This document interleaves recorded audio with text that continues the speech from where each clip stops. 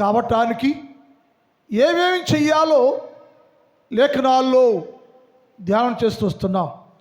ప్రస్తుతానికి సహోదరి అనే సంఘం ఏ స్థాయిలో ఉందంటే సంఘం సహోదరి అంతస్తులో ఉందని గత వారాల్లో నేర్చుకున్నాం మనం. ఈ సంఘం సహోదరులో నుంచి ఎవరు వచ్చారా అంటే లేఖన ప్రకారంగా ఆలోచన చేస్తే సహోదరి అనబడే సంఘములో నుంచే పరిచారికులు అంతస్తులోనికి వస్తారు. సహోదరి అనబడే సంఘంలో నుంచి పరిచారికులు వస్తారు. పరిచయం చేసేవారు ఎలా ఉండాలో పోయిన వారు ధ్యానం చేశాం. పరిచయం చేయటానికి ఏర్పాటు చేయబడిన వారుగా ఉండాలి, విధేయులుగా ఉండాలి, సమర్పణ చేసేవారుగా ఉండాలి, తగ్గించుకునే వారుగా ఉండాలి, ప్రార్థనా జీవితం కలిగిన వారుగా ఉండాలి, పరిశుద్ధులుగా ఉండాలి. వారు మాత్రమే పరిచర్య చేయగలరు, నమ్మకంగా ఉండేవారుగా ఉండాలని పోయిన వారు విన్నాం. ఒక పరిచయం చేయాలంటే నమ్మకస్తులుగా ఉండాలి. ఎవరు నమ్మకస్తుగా ఉంటారంటే తన్ను తాను సంపూర్ణంగా సమర్పణ చేసుకొని యేసుక్రీస్తు ప్రభువులో జీవించేవారు నమ్మకమైన పరిచర్య చేస్తారన్న విషయాన్ని పోయిన వారం మనం ధ్యానం చేశాం. ఇప్పుడు ఒకటేమో సహోదరి అంతస్తులో నుంచి పరిచారక అంతస్తులోకి వచ్చారు. పరిచారక అంతస్తులో నుంచి ఈ నమ్మకంగా యథార్థంగా భక్తిగా పరిచర్య నువ్వు చేస్తే, నీ పరిచర్య దేవునికి ఇష్టముగా ఉంటే, నీ పరిచర్య మందిరంలో ఉండే యాజకునికి ఇష్టముగా ఉంటే, ఇక్కడ నుంచి ట్రాన్స్ఫర్ ఎక్కడికి? పరిచారక అంతస్తులో నుంచి శిష్యులు అంతస్తులోనికి. ఎవరు నమ్మక పరిచయం చేస్తారో వారిని శిష్యులుగా ఏర్పాటు చేసుకుంటారని బైబిల్లో ఉంది. లేఖనాల్లో చాలామంది పరిశుద్ధులుగా ఉండేవారు మందిరంలో పరిచయం చేశారు, సేవకులకు పరిచయం చేశారు. వారి పరిచర్య బట్టి, వారి పరిచర్య చేసే విధానాలను బట్టి దేవుడు వారిని శిష్యులుగా మార్చుకున్నాడు, శిష్యులుగా చేసుకున్నాడు, శిష్యులుగా ఎన్నుకున్నాడు. శిష్యులకు రావాలంటే, శిష్యులుగా చేయబడాలంటే నీవు సంఘములో పరిచారకులుగా ఉండాలి. నీ పరిచర్య సరైనదిగా ఉండాలి. నమ్మకమైన పరిచర్య చేసే వారిని శిష్యులుగా ఏర్పాటు చేస్తారని వ్రాయబడింది. ఇది 3వ అంతస్తు. గత 2 అంతస్తుల్లో పెద్ద ప్రమాదం ఏమీ ఉండదు. శిష్యుల అంతస్తు 3వ అంతస్తు. 3వ అంతస్తు చాలా ప్రమాదం. 3వ అంతస్తులో ప్రవేశించిన వారు చాలా జాగ్రత్తగా ఉండాలి. ఎందుకంటే ఐతుకు అనే వ్యక్తి మిద్ది మీద కూర్చున్నాడు. పౌలు గారు బోధిస్తూ ఉంటే కూర్చుని 3వ అంతస్తులో కిటికీలోకి వచ్చి కింద పడిపోయాడు. అంటే శిష్యుడిగా వెళ్ళేవాడు చాలా జాగ్రత్తగా ఉండాలి. ఎందుకంటే ఎప్పుడైనా వాడు పడిపోయి చెడిపోయే అవకాశం ఉంది. శిష్యులు అనేవాడు ఎవరై అంటే బైబిల్ చెబుతుంది, శిష్యులు అనబడేవారు పరిచర్యలో నుంచి పరిచర్య ధర్మం సరిగా చేస్తే ఈ పరిచర్యలో నుంచి నిన్ను శిష్యుల అంతస్తులోకి తెస్తారు అని. శిష్యులు ఎవరయ్యా అంటే లేఖనం చెబుతుంది, శిష్యులు అనేవారు వాక్యాన్ని అనుసరించేవాడే శిష్యుడిగా చేస్తారు.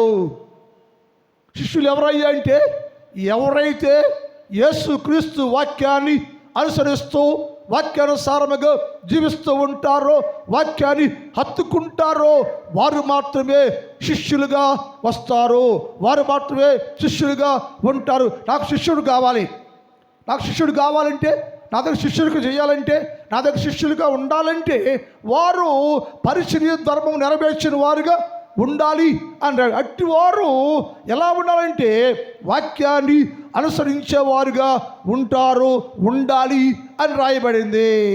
యోహాను సువార్త 8వ అధ్యాయం 31 చూద్దాం. యోహాను 8:31. తన్ను నమ్మిన యూదులతోటి మీరు నా వాక్యమందు నిలిచిన వారైతేనే నిజముగా నా శిష్యులుగా ఉంటారయ్యా. శిష్యులుగా ఉండాలంటే రమ్మనంగానే వచ్చేసిన కాదు. శిష్యులుగా ఉండాలంటే వాక్యమందు నిలిచిన వారుగా ఉండాలి. వాక్యం మీలో ఉండాలి, వాక్యమందు నిలిచిన వారుగా ఉండాలి. ఎవరు నిజంగా దేవుని వాక్యమందు నిలిచి ఉంటే వారు యేసుక్రీస్తు ప్రభుల వారికి శిష్యులుగా ఉంటారు. శిష్యులకు చేస్తారు, పరిశుద్ధుల దగ్గర శిష్యులుగా ఉంటారు. శిష్యులుగా ఉండేవారు ఒకటి ఏం చేయాలంటే వాక్యమందు నిలిచిన వారుగా ఉండాలి, వాక్యాన్ని ఎరిగిన వారుగా ఉండాలి, వాక్యాన్ని కలిగిన వారుగా ఉండాలి. వాక్యానుసారమైన జీవితం అనగా నీవు అన్ని విషయాల్లో క్రీస్తు యేసులోనే ఉండాలి. వాక్యమందు నిలిచి ఉండటమంటే యేసు క్రీస్తు యందు నిలిచి ఉండాలి. నా యందు మీరు, మీ యందు నా మాటలు నిలిచి ఉండాలి అని చెప్పాడు యేసయ్య. శిష్యులుగా నువ్వు ఉండాలంటే వాక్యమందు నిలిచిన వారుగా ఉండాలి. వాక్యం నీలో ఉండాలి, నీలో వాక్యం ఉండాలి. వాక్యం మీద ఆడుకోవాలి నువ్వు, వాక్యం నిలిచి ఉండాలి నువ్వు. అప్పుడు నీ శిష్యులకు అనేది చాలా శ్రేష్టంగా ఉంటుందని లేఖనాల్లో రాయబడింది. ఎందుకంటే శిష్యులు అంతస్తులకి వచ్చిన వారు ఎలా ఉంటే ఎవరయ్యా అంటే వాక్యమునందు నిలిచిన వారు అని రాయబడింది. రెండోది శిష్యులు ఎవరయ్యా ఎలా ఉంటారంటే దేవుని కోసం అనగా యజమాని కోసం శిష్యులకు పొందాలంటే, శిష్యుడిగా ఉండాలంటే నీకున్న వాటిని విడిచిపెట్టాలట. శిష్యులకు ఊరిని రాదండి. శిష్యుడు ఎలా అంటే యజమానిలాగానే ఉండాలి, యజమానిలాగానే ఉండాలి. యజమాని దగ్గర నేర్చుకోవాలంటే నువ్వేం చేయాలంటే నీ శిష్యత్వంలో ఏముండాలంటే శిష్యుడిగా నీవు దేవుని సన్నిధిలో దేవునికి యాజకుడికి శిష్యుడిగా ఉండాలంటే నువ్వేం చెయ్యాలంటే ఉన్నవారిని విడిచిపెట్టాలి. లూకాసు వార్త 14:33 చదువుదాం. లూకాసు వార్త 14:33 చదువుదాం. ఆ ప్రకారమే మీలో గమనించాలి. శిష్యులు కావాలంటూ అనుకుంటున్నావా? శిష్యులకు కావాలని ఆశపడుతున్నావా? శిష్యులుగా ఏర్పాటు చేయబడ్డారో? నువ్వు శిష్యుడు అయితే శిష్యులకు కలిగి ఉంటే శిష్యుడిగా ఉండాలంటే ఆ ప్రకారమే నీకు కలిగినంతయు విడిచిపెట్టని వాడు నా శిష్యులు కానేరడయ్యా. నీకు కలిగినంత వదిలేయాలి. నా దగ్గర శిష్యుడికి చేయాలంటే, నాకు దగ్గర శిష్యుడిగా ఉండాలంటే నువ్వేం చేయాలంటే నీకున్న వాటిని, నీ కలిగిన వాటిని విడిచిపెట్టాలని యేసయ్య మాట్లాడాడు. యేసయ్య అన్నాడు శిష్యులు కావాలి, శిష్యులు చేసుకుంటున్నాను నేను. శిష్యులను సముద్రం దగ్గరికి వెళ్ళి రండి అని పిలిచాడు. వచ్చి వెండి శిష్యులు చేయలే. యేసు ప్రభులు వారు పేతురు, ఆంద్రయ్య బృందం అంతా శిష్యులుగానే ఉండారు. శిష్యులు అంటే 62 మందిని పిలిచాడు యేసు ప్రభు వారు. 72 మందిని పిలిచాడు. వాళ్ళు చాలామంది డ్రాప్ అయిపోయారు. లాస్ట్లో 62 మంది ఉండారు. 62 మందిలో అందరు పిలిస్తే ఎవరు వాటిని విడిచిపెట్టలేకపోయారు. వాటికి ఉన్న వాటిని వదిలిపెట్టలేకపోయారు. వాళ్ళు ఇలాగుండాలి, ఇలా ఉంటే మంచి, ఇలా ఉండాల్సిందే అని యేసయ్య బోధించాడు. బోధిస్తే 60 మంది అబ్బో ఈ మాటలు చాలా కఠినంగా ఉన్నాయి, ఇది లోపడాలా, ఇది భయపడాలా, ఆయన మాట వినాలని ఈ మాట చాలా కఠినంగా ఉందని 60 మంది యేసుక్రీస్తు ప్రభువుగా శిష్యులకు చేయడం ఇష్టం లేక, అంటే ఆ మాట లోబడే జీవితం లేక 60 మంది వెళ్ళిపోయారు. వారు కొన్నవాటి విడిచిపెట్టలేకపోయారు. యేసయ్య విడిచిపెట్టేశారు. యేసయ్య అన్నాడు నా శిష్యుడిగా ఉండాలనుకుంటున్నావా? నా శిష్యు అంతస్తులో నువ్వు బలపడాలంటే, నా శిష్యుడిగా నువ్వు స్థిరంగా ఉండాలంటే నీకేమున్నాయో ఏమి కలిగి ఉన్నావో మొత్తాన్ని నా కోసం విడిచిపెట్టాలి. విడిచిపెట్టిన వాడు మాత్రమే శిష్యుడిగా గెలుస్తాడు, శిష్యుడిగా ఉంటాడు, శిష్యులకు ఉపయోగపడతాడు. విడిచిపెట్టేటువంటి వాడు ఎప్పటికీ యేసుక్రీస్తు ప్రభువుకి శిష్యుడిగా ఉండలేడు. యాజకుని దగ్గర శిష్యరికం చేయలేడు. 60 మంది యాజకుడైన యేసుక్రీస్తు ప్రభువునైనా వదిలేశారు, కానీ వారికి ఉన్న జీవితాన్ని, వారికి ఉన్న వాటిని విడిచిపెట్టలేక, వదిలేయలేక శిష్యుడి కార్యాన్ని వదిలేసుకున్నారు. ఈ లోకంలో చాలామంది అలాగే ఉన్నారు. లోకంలో ఉన్న వాటిని విడిచిపెట్టలేక, వదులుకోలేక, అవసరమైతే యేసుక్రీస్తు ప్రభుని విడిచిపెట్టేసి శిష్యుడి కార్యం కూడా వదిలేసుకునే క్రైస్తవులు కోట్ల మంది ఉన్నారు. వాక్యం ఉంది, నీవు ప్రాణేశ్వర అంతస్తుకి వెళ్ళాలంటే 3 అంతస్తు ఎదిరితే శిష్యత్వం చేయాలి. శిష్యులుగా ఉండాలి నువ్వు. ఎలా అంటే శిష్యుడిగా ఉండాలంటే నీకున్న వాటిని విడిచిపెట్టని వాడు నా శిష్యుడు కాదు అని రాయబడింది. 1వ రాజుల గ్రంథం 19వ అధ్యాయం 19:20 నుంచి చదువుదాం. 19:21 వచ్చారు. 1వ రాజులు 19 త్వరగా 19వ అధ్యాయం. అతడు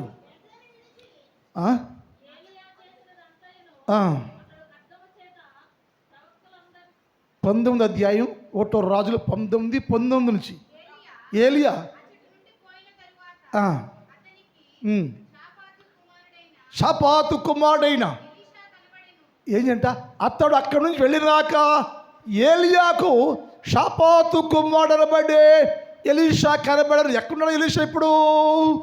ఎలీషా ఎక్కడంటే పొలములో ఉన్నాడు, పని చేస్తున్నాడు, బిజీ షెడ్యూల్. ఎలీషా చాలా ధర్మ కలిగిన వాడు, చాలా స్టాటస్ కలిగిన వాడు, చాలా పలుకుబడి కలిగిన వాడు, అన్ని వృత్తులు ఉండేవాడు, ఉన్నాస్తులు కలిగిన వాడు. ఎవరంటే ఎలీషా. ఏలియాకు ఎలీషా కట్టబడ్డాడు. అప్పుడు వెంటనే ఏలి అన్నాడు, వీడైతే నా శిష్యుడిగా పనికి వస్తాడు కదా అనుకున్నాడు. అంటే నేను చూడగానే ఈ అబ్బాయి అయితే ఈ వ్యక్తి అయితే నా దగ్గర శిష్యుడిగా పనికి వస్తాడు కదా అనుకోవాలి అనే గుణం కలిగి ఉండడంలో ఎలీషాను చూడగానే ఎలీషాను చూస్తే వాడు శిష్యుడిగా పనికి వస్తాడని అది ఎక్కడో ఉంటే చదువాక్యంలో అతడు ఏంటంట 12 అరకలు కట్టుకుని దుక్కుతుంటున్నాడంట. ఎవరైనా ఎలీషా. అతడు ఎలీషా 12 అరకలు కట్టుకొని పనిలో బిజీగా ఉండి దుక్కుతురుకుంటూ తన పని తాను చేసుకుంటా ఉండెను. ఏలియా అతని చెరబోయి తన దుప్పటి అతని మీద వేసేసాడు. ఎందుకంటే అర్థం ఏంటి? ఇక్కడ నుంచి నీవు నా శిష్యుడు అయ్యా, నాతో రావాలయ్యా, నా దగ్గర శిష్యుడు చెయ్యాలయ్యా, నాకు శిష్యుడిగా ఉండాలయ్యా అని ఏలియా దుప్పటిని ఎలీషా మీద వేశాను. ఎక్కడున్నాడు ఆయన? పొలములో ఉన్నాడు. ఎన్ని నరకలయ్యి? ఒక నాగలు కాదు, 12 నాగలు కట్టుకుని బిజీగా పొలాన్ని బుక్కు తిరుగుడు పనిలో, వ్యవసాయంలో, సొంత పనుల్లో అతడు నిమగ్నమైపోయి ఉంటే ఏలియా అక్కడికి వెళ్ళిపోయి, అయ్యో నేను చూశానయ్యో, నిన్ను చూడగానే హృదయము, మనస్సు, ఆత్మ, శరీరం చాలా నింద రహితముగా పరిశుద్ధంగా ఉందయ్యా. ఎలీషా పరిశుద్ధంగా ఉన్నావయ్యా, నేను నిన్ను కోరుకుంటున్నా, నేను నిన్ను ఎన్నుకుంటా, నీవు నా శిష్యుడు కావాలయ్యా అని వెంటనే అతని మీద తన దుప్పటి వేశాను. దుప్పటి వేయగానే ఏలియా ఇంటికి వెళ్ళరయ్యా అనలా. ఎలీషా రేపు చూద్దానికి పోయిరా అనలా. ఓ పని చెప్తే దాని శిరస్సు వహించాలి, ఓ పని చెప్తే చెయ్యాలి. నువ్వు పని అప్పచెప్తే దాని శిరస్సు వహించాలి. ఏలియా దుప్పటి వేసి రా అంటే వెంటనే అని చెప్పాడు. అది ఒక్క నిమిషం అయ్యా, ఒక్క నిమిషం అయ్యా, మా నాన్నకి చెప్పి వస్తా, నీ నాగళ్ళు ఆయనకు అప్పచెప్పి వస్తాను, నాగళ్ళు అరకలు మొత్తాన్ని ఆయనకు అప్పు చెప్పేసి నేను వస్తా, నీ ఇష్టం అని చెప్పాడు. ఆ వాక్యం పూజ చేయి. అతడు ఎడ్లను విడిచి ఏలి అంటే పరిగెత్తి నేరిపోయి నా తల్లిదండ్రులను ముద్దు పెట్టుకొని. ఎందుకని? ఇక నుంచి తల్లి ఎవడో తండ్రి ఎవడో, ఏసే తల్లి ఏసే తండ్రి. అంటే నేను ఏలే దగ్గర శిష్యుడిగా ఉండాలి అంటే ఒక పరిశుద్ధ శిష్యుడిగా ఉండాలి. మనం శిష్యుడికి ఎవడు పడితే ఆ దగ్గర శిష్యుడికి చేయకూడదు. మనం శిష్యుడికి అనేది పరిశుద్ధుల దగ్గర శిష్యులుగా ఉండాలి, భక్తుల దగ్గర శిష్యులుగా ఉండాలి. ఎవడు పడితే ఆడు వెంబడించడం వీళ్ళ, ఎవడు పడితే ఆడి దగ్గర ఉంటే ఎప్పటికీ నీవు ఆత్మీయంగా ఎదుగుదల లేక శిష్యుడిగా పొందలేరు. నువ్వు శిష్యుడు కావాలంటే పరిశుద్ధమైన యాజకుడి దగ్గర నీవు శిష్యుడిగా ఉండాలి. అందుకోసం నీకు తల్లిని తండ్రిని విడిచిపెట్టాలి. నీకేముందో డబ్బా, ఆస్తి, అరకల, ఉద్యోగమా, ఏదున్నా సరే నా యేసు క్రీస్తు ప్రభుల వారి శిష్యుడిగా నువ్వు ఉండాలంటే అన్ని విడిచిపెట్టేసి వచ్చాడు ఆయన. అన్ని వదిలిపెట్టేసి వచ్చి అతడు ఎలీషా శిష్యుడిగా ఉండెను. శిష్యుడిగా ఉండాను, వెంబడించను, శిష్యుడిగా చేయాడు. శిష్యుడిలో చేయాలంటే అన్ని పనులు చేయాలి. నువ్వు అది బ్యాగ్ మొయ్యాలి, ఆయన బ్యాగ్ మొయ్యాలి, అది కూర్చోమంటే కూర్చోవాలా, ఏం పని చెబితే చేయాలి. అందుకని శిష్యుడిగా ఉండాలంటే ఒకటేమో వాక్యం నిలిచి ఉండాలి, రెండేమో నీవు అన్ని విడిచిపెట్టాలి. అప్పుడే నీవు యేసు క్రీస్తు ప్రభువులో పరిపూర్ణమైన శిష్యుడిగా ఉంది. చాలా మంది టైం అయిపోతుంది కాబట్టి కట్ చేస్తున్నాను నేను. శిష్యులుగా ఉండాలి, నువ్వు శిష్యులకు కావాలి. శిష్యులు అంతస్తులు ఉండాలంటే నువ్వేం చేయాలంటే ఒకటేమో వాక్యంలో నిలిచి ఉండాలి, రెండేమో సమస్తాన్ని యేసుక్రీస్తు అంటే శిష్యుడిగా ఉండే నీవు శిష్యుడికి పొందాలంటే, శిష్యుడిగా ఎదగాలంటే నీకున్న గుణ లక్షణాలను, నీకున్నవన్నీ యేసుక్రీస్తు ప్రభు కోసం విడిచిపెట్టాలి. ఏది విడిచిపెట్టే గుణము నీకు లేకపోతే ఎప్పటికీ నువ్వు పరిపూర్ణమైన శిష్యుడిగా ఉండలేవు. శిష్యుడు కావాలి కోరిక యేసయ్యకి, మీరందరూ శిష్యులుగా ఉండనయ్యో అని చెప్పాడు. శిష్యులుగా ఉండాలంటే నీకున్న వాటిని అది విలువైందా విలువ లేందా అది పక్కన పెట్టయితే అన్ని వదిలేసుకుని వచ్చేనే నీవు యేసు క్రీస్తు ప్రభువుల వారికి శిష్యుడిగా ఉండి అక్కడ నేర్చుకుని లోకంలోకి వెళ్ళి అనేక ఆత్మలు సంపాదించే గొప్ప సేవకుడిగా ఉండాలంటే నీవు అన్ని విడిచిపెట్టి శిష్యుడిగా నిన్ను తగ్గించుకునేవాడుగా ఉండాలి అని యేసయ్య అన్నాడు. మీరందరూ శిష్యుడు అంతస్తుకు వచ్చావయ్యా, ఈ అంతస్తు రాగానే శిష్యుడు కూడా గుణం ఉంటుంది. 4 మాటలు 2 రోజులు వెంబడించేసి 2 నెలలు వెంబడించాక ఆ శిష్యుడికి 4 పాటలు వచ్చి 6 మాటలు వచ్చేస్తే ఈ యజమాని బొక్కబుడతాడు. ఏం చేస్తారు? శిష్యుడిగా వచ్చాడు అనుకుందాం, శిష్యుడిగా వచ్చాడు, నా దగ్గర శిష్యుడికి చేస్తున్నాడు. ఆయనకి ఏమొచ్చు? 2 పాటలు వచ్చు, 3 మాటలు వచ్చు, మొత్తం 5 అయినాయి. 5 రాగానే కాలట అంటాడు. ఎందుకని? నేను అయ్యగారి కంటే గొప్ప నేను అయ్యగారి బాగా చెప్పగలను, నేను అయ్యగారి కంటే బాగా చెప్పగలను, నేను సంఘం పెట్టేయగలను అనుకుంటా అంటే. ఎందుకని? అది చాలా ప్రమాదం. అందుకే 3వ శిష్యులకు అనేది 3వ అంతస్తు. 3వ అంతస్తులో చాలా జాగ్రత్తగా ఉండాలి. ఎప్పటికప్పుడు పరీక్షించుకొని పరిశ్రమ చేసుకొని నిన్ను తగ్గించుకొని జాగ్రత్తగా ఉండి నీకు ఇవ్వబడ్డ ఆ స్థాయిని కాపాడుకునేవాడుగా ఉండాలి. ఇక్కడ ఉండాడు. ఏం పేరు? రా, వీడు పరిచారికుడు. వాస్తవం కూడా అదే. ఈ అబ్బాయి పరిచారికుడు, గుళ్ళో పరిచయం చేస్తూ ఉన్నాడు. రక్షణ సైన్య వాళ్ళు నాకు చెప్పారు, వీడి శిష్యుడిగా చేసుకో, అది నేర్పించు అని చెప్పారు. సంవత్సరం పైనుంచి ఈ అబ్బాయికి శిష్యుడిగా పెట్టుకున్నాను. నేను అన్నీ నేర్పిస్తున్నా. శిష్యుడు అనేవాడు నేర్చుకోవాలి మన దగ్గర. ఎలా నిలబడాలి, ఎలా మాట్లాడాలి, వాక్య సిద్ధం చేసుకోవాలి, ఎలా అప్లై చేయాలి, ఎలా చేస్తే బాగుంటుంది అని. నేనేమంటే 2వ బాబురావులో ఉండాలను అంటాను. 2వ బాబురావు గారిలాగా ఉండాలయ్యా, అట్లా నేర్చుకోవాలని నేర్పిస్తూ ఉన్నాం. మనం నడపటం, పాడటం, చెప్పటం, ఎలా పాడమో పాట పాడాడు. ఇక్కడ ఆ పాట తప్పు అని చెప్పాను. ఓపెనింగ్ సాంగ్ మీతో పాడించాడు ఆయన. ఇంటికి వెళ్ళి క్లాస్ వేసి, గట్టి క్లాస్ వేసి, ఆ తప్పయ్యా, ఆ పాట పాడకూడదయ్యా, పరిశుద్ధ ఆదివారం ఇది, పరిశుద్ధ ఆదివారంలో పరిశుద్ధ సంబంధించిన పాటలే పాడాలి, నీ ఇష్టం పాట అట్లా సరి చేస్తాం. శిష్యుడు ఏం చేయాలంట? సరి చేయాలా, వాడు నేర్చుకోవాలా. నేర్చుకున్నాడు. ఈ శిష్యుడికిలో న్యాయం నమ్మకంగా ఉండి బాగా నేర్చుకుని నేను తిడతా, భయంకర తిడతా, మీకు తెలియదు.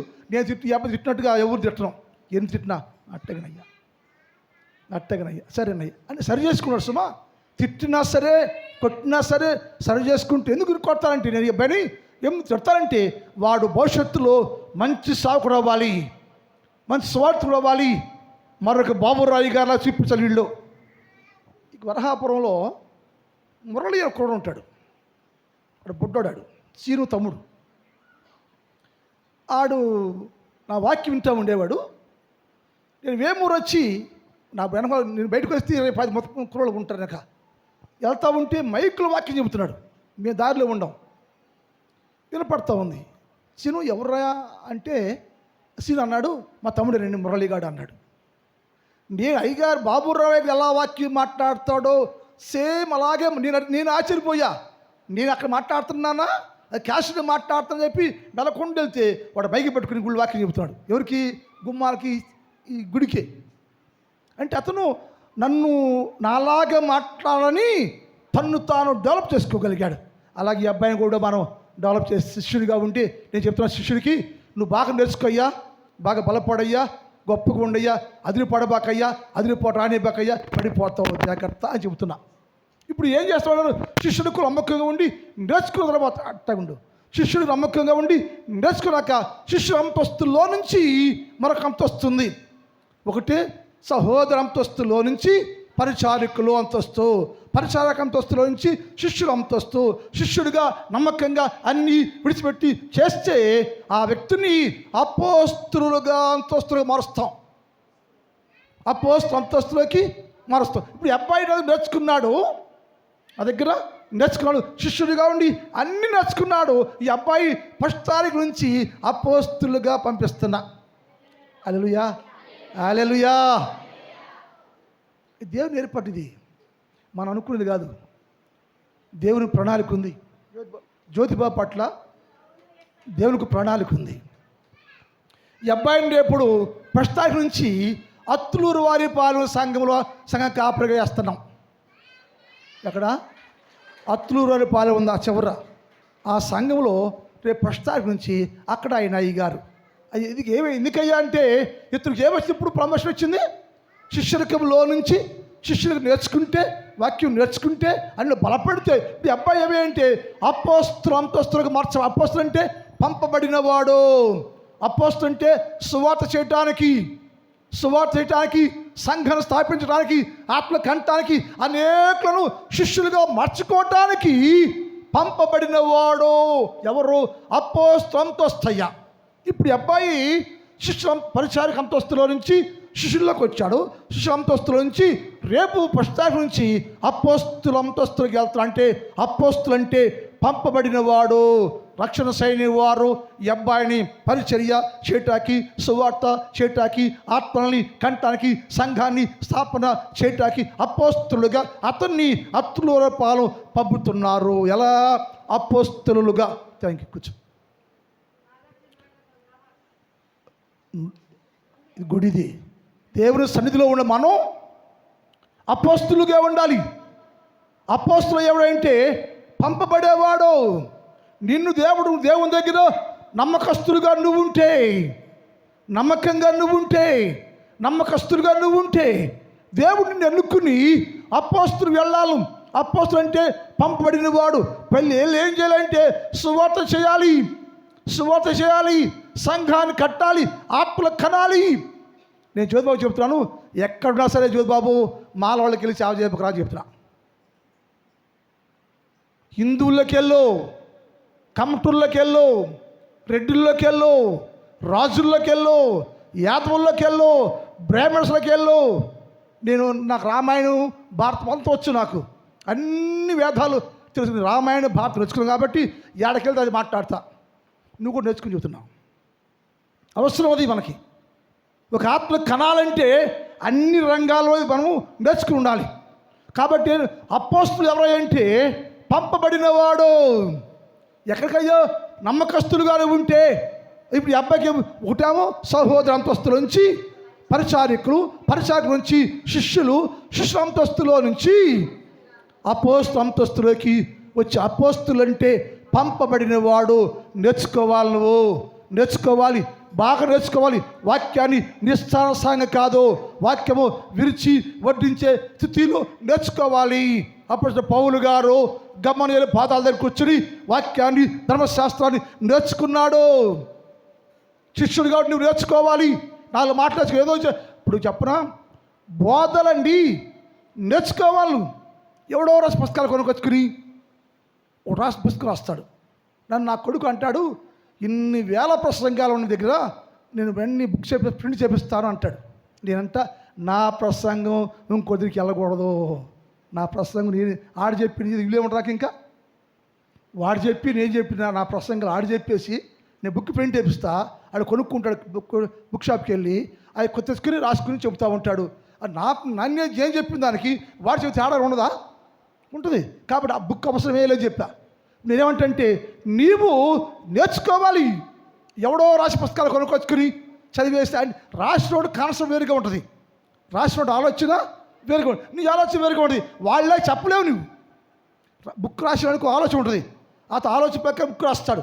ఆ బుక్ కొనుక్కొచ్చుకుంటే ఆయన నేర్చుకుంటే కొంత పై చెప్పగలవు, కానీ వరుసలుగా ఆ ప్రసంగాన్ని చెప్పలేరు. అంటే ఎందుకంటే ఎవడో ప్రసంగం, అది ఎవడో రాసుకుంది, అది నీది కాదు, అది దొంగిలించావు, నీవు తెచ్చుకున్నావు. అలా కాదు. నేను అంటే అపోస్తలుడనే వాడు నేర్చుకోవాలి. ఎక్కడ నేర్చుకోవాలి? మొన్న కూడా చెప్పాను. ఎక్కడ నేర్చుకోవాలి? మనం దైవజనుల దగ్గర నేర్చుకోవాలి. బైబిల్ మాట చూడండి, మలాకీ గ్రంథం 2:7. టైం అయిపోతుంది. మలాకీ 2:7 త్వరగా. మలాకీ 2:7. యాజకులు యెహోవా యాజకులు యెహోవా దూతలు కనుక జనులు వారి నోట ధర్మశాస్త్ర విధులను ఏంటి అంట? ఎవరు? యాజకుడు ఆత్మపూర్ణులు, దేవుని పరిచారక కనుక మీరు ఏంటంటే యాజకుని దగ్గర నేర్చుకోవాలి. ఏ యాజకుడు? పరిశుద్ధాత్మ పూర్వుల దగ్గర నేర్చుకోవాలి. పరిశుద్ధాత్మ పూర్వుల దగ్గర వాక్యం నేర్చుకోవాలి. అప్పుడే నీవు బలమైన సాధనంగా చేయబడతావు. గాలి బాటలు తెచ్చుకుని గాలి పనులు చేయకూడదు. చేసావంటే ఎవడు ఎండో. నేను ఇంత యాతంటేనే ఎవడు ఇంట్లా. అంటే బోధ ఖచ్చితంగా ఉండాలి, స్వచ్ఛంగా ఉండాలి, బలమైనదిగా ఉండాలి. నువ్వు బోధిస్తూ ఉంటే వెంటనే నీ ఎదుటివాడు ఆ బోధకు ఆకర్షింపడేటట్టుగా ఉండాలి. కాబట్టి అపోస్తలుడు అంటే పంపబడ్డవాడు. 1వ తిమోతి పత్రిక 2వ అధ్యాయం 7వ చూద్దాం. 1వ తిమోతి పత్రిక 2వ అధ్యాయం 7వ వచనం.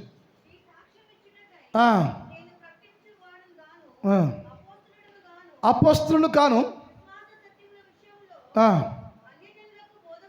అన్యజనులకు. ఎవరికి బోధకుడు?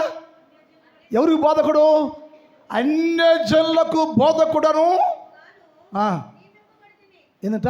అన్యజనులకు బోధకునిగా నియమించబడితే పంపబడితిని. ఎవరు బోధించడానికంట? అపోస్తలుడు ఏం చేయాలంట? అపోస్తలుడు అనేవాడు ఏం చెయ్యాలంటే అన్యజనులకు బోధించాలట. సర్వలోకానికి వెళ్ళండి, సర్వసృష్టికి సువార్త చెప్పండి, అనేకులను నా శిష్యులుగా చేయండి అని యేసు ప్రభు చెప్పారు. అనేకులను శిష్యులుగా మార్చాలంటే ఎక్కడికెళ్ళంటే పౌలు అంటున్నాడు, నన్ను దేవుడు అపోస్తలు పంపించాడు, నన్ను దేవుడు అపోస్తలుగా నియమించాడు. ఎందుకంటే అన్యజనులకు వెళ్ళి సువార్త చెప్పాలి నేను, అన్యులు మార్చాలి నేను, అన్యులు బోధించాలను. అన్యులకు సత్యమైన దేవుడు ఎవరో వారికి నేను చెప్పి అందరినీ ఆయన తట్టు తిప్పడానికి దేవుడు నన్ను అన్యజనులకు సువార్తికుడిగా అపోస్తలుడిగా ఏర్పాటు చేసి పంపించాడయ్యా. కానీ ఈ రోజుల్లో పంపబడకుండా అపోస్తుల వేషం, పంపకుండానే అపోస్తుల వేషం, అభిషేకం లేకుండానే అపోస్తుల వేషం, పంపబడకుండానే అపోస్తుల వేషం. 2వ కొరింథీ పత్రిక 11వ అధ్యాయం, 2వ కొరింథీ పత్రిక 11వ అధ్యాయం 13, 14. 2వ కొరింథీ పత్రిక 11వ అధ్యాయం 13, 14. ఏలయనగా అట్టివారు ఎక్కడంట? అట్టివారు క్రీస్తు యొక్క యేసు క్రీస్తు యొక్క అపోస్తుల వేషం ధరించుకున్నాడు. ఏంటంటే ఎందుకని? ఎవరు ధరించారమ్మా? ఎవరు ధరించారు? యేసుక్రీస్తు ప్రభువులో పంపాడా? చెప్పాలి మీరు. పంపాడా? పంపలా. కానీ వాళ్ళు పౌలునేమో దేవుడు అపోస్తులుగా పంపించి అన్ని జనులకు సువార్త చెప్పని చెప్పాడు. ఇక్కడ కొంతమంది అపోస్తుల వేషం అంటే యేసు ప్రభువులాగా, భక్తుల్లాగా, సువార్తికుల్లాగా, సేవకుల్లాగా, పంపబడిన అపోస్తుల్లాగా వేషం. అక్కడ వాక్యం స్పష్టంగా మాట చదువు. అపోస్తుల వేషము ధరించుకునే వారయ్యండి దొంగ అపోస్తులను మోసగా అంటే వారు అలా అపోస్తులు కాదు. దేవుడు వారు ఎన్నుకోవాలా, ఏర్పాటు చేయాలా? పంపు పోయినా సరే వీళ్ళు 4 మాటలు 6 పాటలు నేర్చుకుని అపోస్తుల వేషం వేసుకుని అపోస్తులమయ్యో పరిశుద్ధులమయ్యని బ్యానర్ పెట్టి బోర్డు పెట్టి ప్రజలను మోసపరుస్తున్నారట. అందువలన క్రైస్తవ్యం పడిపోతా ఉంది. అలాంటి వారి వేషము, భాష, మోసకర బోధల వలన అనేకులు క్రైస్తవులు అవిశ్వాసులుగా మారిపోతున్నారు. అందుకని శిష్యుడు అపోస్తులుగా మార్చబడితే అపోస్తుడు అన్ని విషయాల్లో మితముగా ఉంటూ దేవుని చేత నియమించబడ్డవాడే అపోస్తులుడు. వాడు స్వచ్ఛముగా అన్యులతో మాట్లాడి అన్యులు మారుస్తాడు, అన్యులతో మాట్లాడతాడు, అన్యులు మార్చుకుంటాడు. నేను 10 సంఘాలు స్థాపించా, అందరూ అన్యులే. 10 సంఘాలు స్థాపించుకున్నా. నేను 10 సంఘాలు స్థాపించుకున్నా. ఒక్క క్రైస్తవుడు ఉండడు, ఒక క్రిస్టియన్సే ఉండరు. అందరూ అన్యులే. రాజులు, రెడ్లు, కమ్మాళ్ళు, బ్రాహ్మణ్స్, చాకలోళ్ళు, పల్లికారులు. ఎందుకయ్యా అంటే వాళ్ళకి కావాలి రేవనసి. యేసు ప్రభు కావాల్సింది వాళ్ళే. వాళ్ళకి సువార్త చెప్పడానికి పౌలు గారిని అపోస్తులుగా నియమించాడు. కానీ దొంగ అపోస్తులు వేషం వేసుకుని చాలామంది మోసగాండ్ర బయలుదేరి యేసుక్రీస్తు నామాన్ని, సంఘాన్ని నాశనం చేస్తున్నారు. అది మీకు ఇష్టం, అలా చేయడం మీకు ఇష్టం. అలాంటి వారికి సపోర్ట్ చేస్తాం మనం. ఇప్పుడు మోసగాడో అపోస్తుడో దొంగ అపోస్తుడో అని క్యాచ్ చేసి గమనించే ఆలోచన మనకు లేదు. యాడు పాస్టర్ కదా, ఆడి ప్రార్థనేగా. జ్యోతి బాబు చేసి ప్రార్థన ఒకటేనా? ఇక్కడే డిఫరెన్స్ ఉంటుంది. ఆడి పాస్టరేగా, ఈడి పాస్టర్ అంటే ఆడి మొగుడేగా, ఈడి మొగుడేగా ఇంటట్ట కాదు. నీ భర్తే, నా భర్తే. నా దేవుడే యేసు నా భర్త, యేసుక్రీస్తు నా భర్త అయినా నా భర్త ఏంటో నాకు తెలుసుంది. అందుకే ఇప్పుడు అంటదామా ప్రాణేశ అయినా కంటది నా భర్త ఇలాంటి వాడా అంటుంది. అందుకే యేసు అన్నాడు, మీరు దొంగ అపోస్తులు వేషం వేయబాకండి, యేసుక్రీస్తు భర్తలాగా వేషం వేయబాకండి. సాతాను భర్తలు మీరు, సాతాను బిడ్డలు మీరు, సాతాను మీ భార్యలుగా భర్తలుగా మోసం చేస్తున్నాడు. కాబట్టి అలాంటి వేషము వేయకూడదు చెప్పాడు. ఒకటేంటి? సహోదర అంతస్తు, అందులో నుంచి పరిచారకులు, అందులో నుంచి శిష్యులు, అందులో నుంచి అపోస్తులుగా ఉండి నమ్మక పరిచయం చేస్తే నా దేవుడు నీకు మంచి ఆధిక్యంటే స్నేహితులుగా మారుస్తాట. ఇలా ఇక నుంచి అపోస్తులు అనబడరు. ఏమంటారు? ఎందుకయ్యా? అపోస్తులుగా ఉండి సంఘాన్ని స్థాపన చేసి అనేక ఆత్మలు కన్నా కాబట్టి ఇక నుంచి నేను నిన్ను అపోస్తుడు అని పిలవక స్నేహితుడు అని పిలుస్తా. స్నేహితులు అంతస్తుకు వచ్చేస్తారు మీరు. యోహాను సువార్త 15వ అధ్యాయం 14 చూద్దాం. 14 నుంచి నేను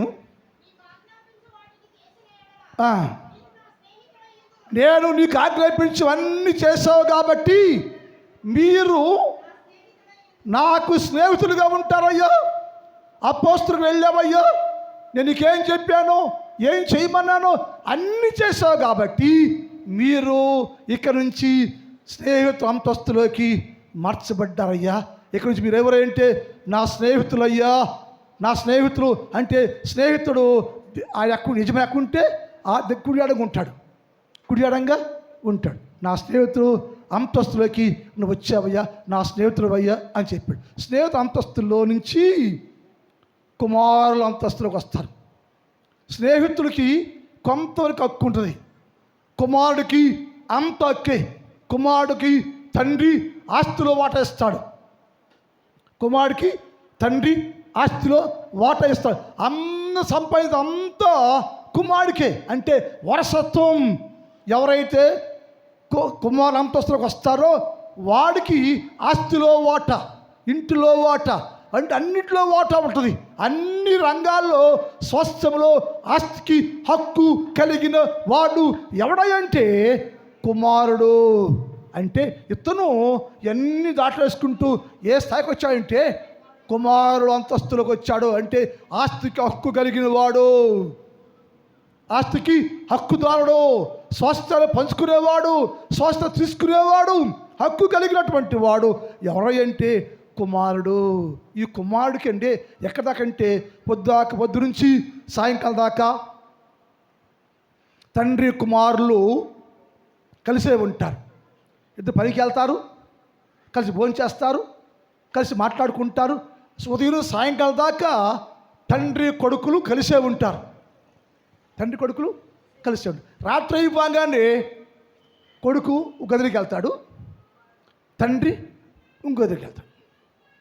చూడండి, చాలాసేపు చెప్పలేదు, ఇంకా వారం చెప్తే కానీ పూర్తి అవుతుంది, నీకు ముగిచ్చేస్తుంది, టైం అయిపోతుంది.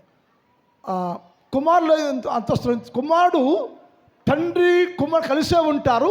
సాయంకాలం అయిపోగానే కుమారుడేమో తన భార్యను తీసుకుని తన గదిలోకి వెళ్ళిపోతాడు. తండ్రి ఏమో తన భార్యను తీసుకుని తన గదిలోకి వెళ్తాడు. ఎందుకని? కొడుకు బాబు మంచి పడుకుంటారా? మా అబ్బాయి నా మక్కలు కూడా కూర్చోడు. మా అమ్మాయి యొక్క డేర్గా నాకు వచ్చి నిలబడి ఏదైనా మాట్లాడే సాహసం చేసినట్టు నా కూతురే, ఇంకెవరు మాట్లాడలేదు. ఎందుకంటే వాళ్ళు వేరే. సాయంకాలం ఏమవుతుందంటే అతనేమో పొలం కలిసే ఉంటారు. రాత్రి అయిపోగానే వాడు ఆ గదిలోకి వెళ్ళిపోతాడు. తండ్రి కూడా ఏమంటాడు, సాయంకాలం ఏమవుతుందంటే అతడు తన భార్యను తన కవికులకి తీసుకుంటాడు. ఎవరో భార్య అంటే ప్రాణేశ్వరి. సహోదర అంతస్తులోంచి ఒక్కొక్క మెట్టు ఎక్కిందంటే పరిపూర్ణం చేయబడింది. ప్రాణేశ్వర అంతస్తులకు వచ్చేసింది, పరిపూర్ణం చేయబడి పరిపూర్ణంగా మార్చబడి అన్ని అంతస్తుల్లో ఏ అంతస్తులో కూడా లోటు లేకుండా లోపము లేకుండా అన్ని అంతస్తులో పర్ఫెక్ట్గా ఉండి పరిపూర్ణత పొందుకొని పరిపూర్ణ పరిశుద్ధులుగా మార్చబడి పరిపూర్ణ యోగ్యులుగా మార్చబడితే ఆమె ఏమిదంటే ప్రాణేశ్వరి. రక్షణ పొందింది, మార్మనసు పొందింది, బాప్తిస్మం పొందింది, ప్రభువులో ఉంది, ప్రభుత్వం ఉంది, ఆత్మ ఫలం కలిగింది, ఆత్మ వరం కలిగింది, ఆత్మాభిషేకం కలిగింది, అన్ని పరిపూర్ణంగా పొందుకుంది. అన్ని లక్షణాలు అన్ని గుణాలు పరిపూర్ణంగా పొందుకొని 6 మెట్లు ఎక్కేస్తే ఆయన చూస్తే వెర్రీ గుడ్, అన్ని రంగాల్లో నువ్వు వెర్రీ గుడ్ అనిపించుకుని నా దగ్గరకు వచ్చావు కాబట్టి పరిపూర్ణరాలవు నీవు, పరిపూర్ణ పరిశుద్ధురాలవు నీవు, యోగ్యురాలవు నీవు, నా ముందు నిలిచి ఉండే యోగ్యత నీకుంది అని సాయంకాలం అయిపోగానే ఆమె వచ్చి అక్కడ నిలబడిందంట. ఆమె వచ్చి అక్కడ నిలబడింది. ఎవరామా? ప్రాణేశ్వరి. ఆ రాంగ ఈయన చేతులు ఇలా బైబిల్ అంటుంది, ఆయన కర్రములు ఆయన బైబిల్ మాట్లాడు, ఆయన కర్రములు రత్న స్వర్ణ ఆయన కర్రములు రత్నభూషిత స్వర్ణ గోళములు, ఆయన కర్రములు రత్నభూషిత స్వర్ణ గోళములు. ఆయన చేతులు అంటే బంగార గోళాకారములో ఉండి, ఆయన చేతులు బంగార గోళ ఆకారం ఉంటే ఇలా ఉంటే ఇదిలోకి వచ్చి వరకు వచ్చింది. దానికి రాగానే అంటే నా సహోదరి, నా ప్రాణేశ్వరి, సహోదరిలో నుంచి ప్రాణేశ్వరిగా మారింది. మాట్లాడానికి చాలా కష్టపడింది. ఎన్నో అంతస్తు ఎక్కుంటా ప్రతి అంతస్తులు తను తాను శుద్ధం చేసుకుంటా పరిపూర్ణం చేసుకుంటా పరిపూర్ణంగా మార్చుకుంటా యేసుక్రీస్తు ప్రభునే వరుడు పెళ్లి కుమారుడికి ఇష్టమైన జీవితాలు సిద్ధం చేసుకుని ఆమె ప్రభు యొక్క కవిగిల్లో ప్రాణేశ్వరిగా ఆయనతో ఉందండి. అది ప్రాణేశ్వరి. టైం అయిపోయింది కాబట్టి ముగిచ్చేసా. ప్రార్థన.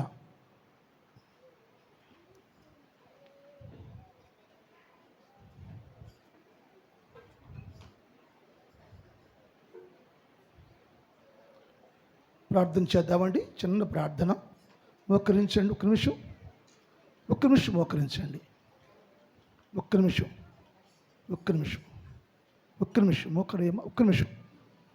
నిమిషం ప్రార్థన చేసుకుందామండి. ఒక్క నిమిషం అందరూ మోకరించండి. కళ్ళు